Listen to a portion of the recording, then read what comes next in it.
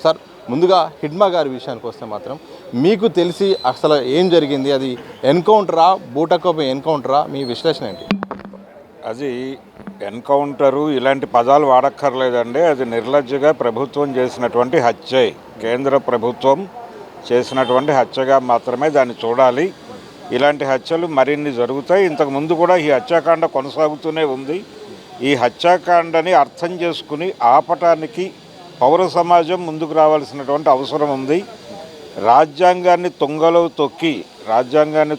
తొక్కి మేము చంపుతామని నిర్లజ్జగా కేంద్ర హోంమంత్రి గారు ప్రకటించినటువంటి ప్రకటన మనం చూసి కూడా పట్టించుకోకుండా ఉన్నటువంటి పరిస్థితి. వాళ్ళు ఉపయోగించినటువంటి రాజ్యాంగాన్ని లొంగిపోయినటువంటి మావోయిస్టుల చేతుల్లో పెడుతున్నారు. వాళ్ళు మీరు వాడని ఆయుధాలు మాకు ఇచ్చేయండి, అలాగే మేము వాడినటువంటి రాజ్యాంగం మీ చేతిలో పెడతామన్నట్లుగా రాజ్యాంగం మీద కూడా ఒక డ్రామా నడుపుతున్నారు వాళ్ళు. నిన్న మొన్న చూసినటువంటి విజయవాడ, ఏలూరు, ఆ ఇళ్ళు, ఆ హడావిడి, ఇదంతా కూడా హిడ్మాని హత్య చేయడానికి ఒక వాతావరణం కల్పించడంలో భాగంగా జరిగింది. ఛత్తీస్గఢ్లోనే పట్టుకున్నారు వీళ్ళందరినీ. ఛత్తీస్గఢ్లో పట్టుకున్న వాళ్ళు చాలామంది వాళ్ళ చేతిలో స్టాక్ ఉన్నారు. వాళ్ళల్లో కొంతమందిని తీసుకొచ్చి ఉద్యమం అంటే ఇక్కడ నుంచి ఏఓబి నుంచి వెకెట్ చేసి వెళ్ళిపోయినటువంటి రంపచోడవరం ఏరియాకి తీసుకొచ్చి మారేడుమిల్లి ఆ ప్రాంతంలో ఈ కాల్పులన్నీ జరుపుకుంటూ వెళ్ళిపోతున్నారు. ఇది పరిస్థితి. కాబట్టి ఈ హత్యాకాండని అడ్డుకోవటానికి చేయవలసిన కార్యక్రమం ఏంటంటే, ఇప్పుడు సిపిఐ వాళ్ళు రౌండ్ టేబుల్ సమావేశం పెట్టారు. ఇక్కడికి చాలామంది వచ్చి మాట్లాడారు.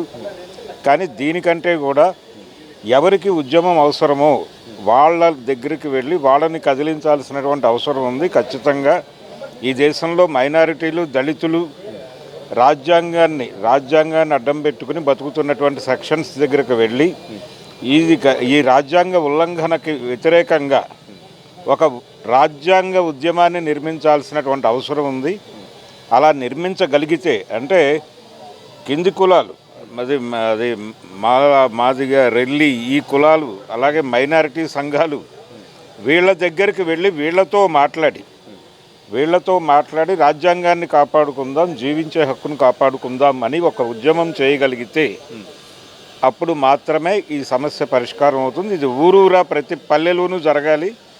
ఇది కేవలం ఎక్కడో కూర్చుని రౌండ్ టేబుల్ సమావేశం పెట్టేస్తే అయిపోయేటువంటి వ్యవహారం కాదు. కేంద్ర ప్రభుత్వం చాలా ఓపెన్గా ఉద్యమాలని, విప్లవాలని, ఏదైనా సరే నిరసన అనేది ఏ రూపంలో వచ్చినా చంపేయటమే మా ప్రోగ్రామ్ అని చెప్పేస్తున్నారు వాళ్ళు ఓపెన్గానే. ఇది మావోయిస్టులతో మొదలైంది, ఎవరితో అంతమవుతుందో తెలియని పరిస్థితి. కాబట్టి ప్రశ్నించిన ఎవరినైనా సరే చంపేస్తామని చెప్పి వాళ్ళు నిర్లజ్జగా చెప్తున్నారు.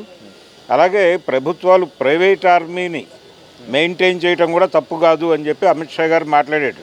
ఉపరాష్ట్రపతి ఎన్నికల సందర్భంగా సుదర్శన్ రెడ్డి గారి మీద విమర్శ చేస్తూ, ఈయన జడ్జిమెంట్ ఇవ్వటం వలన సల్వాజూడం అనేది ఆగిపోవడం వలన మాకు 20 ఏళ్ళు టైం పట్టింది మావోయిస్టులు చంపడానికి అనే మాట వాడటం ఎంత రాజ్యాంగ ఉల్లంఘన. దాని మీద ఎవరైనా గొడవ చేశారా రోడ్డు మీదకి వచ్చి? కాబట్టి రాజ్యాంగ పరిరక్షణ అనే కార్యక్రమాన్ని భుజానేసుకుని రాజ్యాంగపు నీడలో బతుకులు వెళ్ళదీస్తున్నటువంటి సెక్షన్స్ అన్నింటినీ పట్టుకుని వాళ్ళందరినీ ఒక తాటి మీదకి తీసుకొచ్చి రోడ్డు మీద రోజు గొడవ చేయగలిగినప్పుడు మాత్రమే ఈ హత్యాకాండను ఆపడం జరుగుతుంది. ప్రజాశక్తిని పర్టికులర్గా ఈ దేశంలో ఎవరికి విప్లవం అవసరమో వాళ్ళని రోడ్డు మీదకు తీసుకొచ్చి గొడవకి దిగినప్పుడు మాత్రమే ఈ హత్యాకాండ ఆగుతుంది తప్ప అప్పటి వరకు కొనసాగి తీరుతుంది. ఇంకొంచెం వివేచనతో, ఇంకొంచెం ఆలోచనాత్మకంగా కదలాల్సినటువంటి అవసరం అయితే ఉంది. సార్, మావోయిస్ట్ పార్టీలో అత్యంత కీలక సిపిసిసి మెంబర్గా ఉన్న తిప్పిరి తిరుపతి అలియాస్ దేవ్జీ అయితేంది, అలాగే గణపతి అయితేంది, దాంతోపాటు ఒకరిద్దరు వీళ్ళకి సంబంధించిన వార్తలు ఒక్కొక్కరు ఒక్కో రకంగా వస్తున్నాయి. కొందరేమో వీళ్ళు ఆల్రెడీ అరెస్ట్ అయ్యారు, సందర్భం వచ్చినప్పుడు ఏం చేస్తారో అనేది కేంద్ర బలగాల ఇష్టం ఒక వార్త, మరోవైపు ఎన్కౌంటర్ అయ్యారు ఒక రకమైన వార్తలు కూడా ఒక్కొక్కటిగా లీకులు వస్తున్నాయి. ఏం జరుగుతుంది సార్? దీని బ్యాక్గ్రౌండ్ ఏంది? అసలు ఎందుకు ఇట్లా సస్పెన్స్గా క్రియేట్ చేస్తున్నారు? యుద్ధం జరుగుతోంది. గతంలో పోలీసులు కూంబింగ్ ఆపరేషన్లు ఇలాంటివి జరిగేవి. ఇప్పుడు జరుగుతున్నది పోలీసుల కూంబింగ్ ఆపరేషన్ కాదు. నేరుగా అడవిలో ఆదివాసీ గుండెల మీదుగా సరిహద్దు గీసి అక్కడికి సరిహద్దు భద్రతా దళాలని దూకించి వాళ్లతో హత్యాకాండ నిర్వహింపజేస్తున్నటువంటి పరిస్థితి కేంద్ర ప్రభుత్వానిది. కాబట్టి వాళ్ళు రకరకాల వ్యూహాలు పన్నుతున్నారు. నిన్న హిడ్మాని ఆయన సహచరిని అలాగే నారాయణరావు గారిని వీళ్ళందరినీ పట్టుకుని తీసుకెళ్ళి అక్కడ చంపారు. చంపేసి అక్కడికి తీసుకెళ్ళిన సందర్భాలు కూడా మనకు తెలుసు. కొయ్యూరు ఎన్కౌంటర్ గురించి ప్రపంచానికి గుర్తుండే ఉంటుంది. నల్లా ఆజిరెడ్డి గారు, సంతోష్ రెడ్డి వీళ్ళని చంపిన ఎన్కౌంటర్. వాళ్ళని బెంగళూరులో ఒక డెన్లో ఒక ఇన్ఫార్మర్ ద్వారా వాళ్ళకి భోజనం పెట్టించి, భోజనంలో మత్తు కలిపి వాళ్ళు మత్తులో ఉండగా వాళ్ళని అక్కడే చంపేసి తీసుకొచ్చి కొయ్యూరులో ఒక లోకల్ ఫ్లేవర్ తీసుకురావడానికి ఒక పశువుల కాపరిని కూడా వాళ్ళతో కలిపి చంపేసి అక్కడ పడేసినటువంటి ఒక చరిత్ర మన కళ్ళ ముందు ఉంది.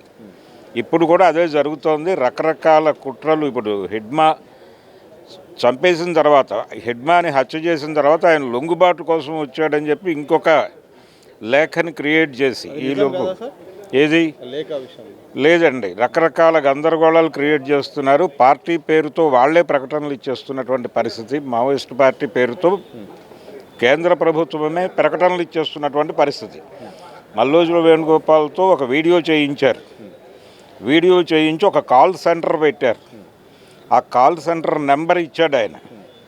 నాకు ఫోన్ చేయండి, మీరు లొంగిపోదలుచుకున్న వాళ్ళు నా నెంబర్కి ఫోన్ చేయండి, మేము మీకు సేఫ్ ప్యాసేజ్ ఇస్తామని చెప్తున్నాడు ఆయన.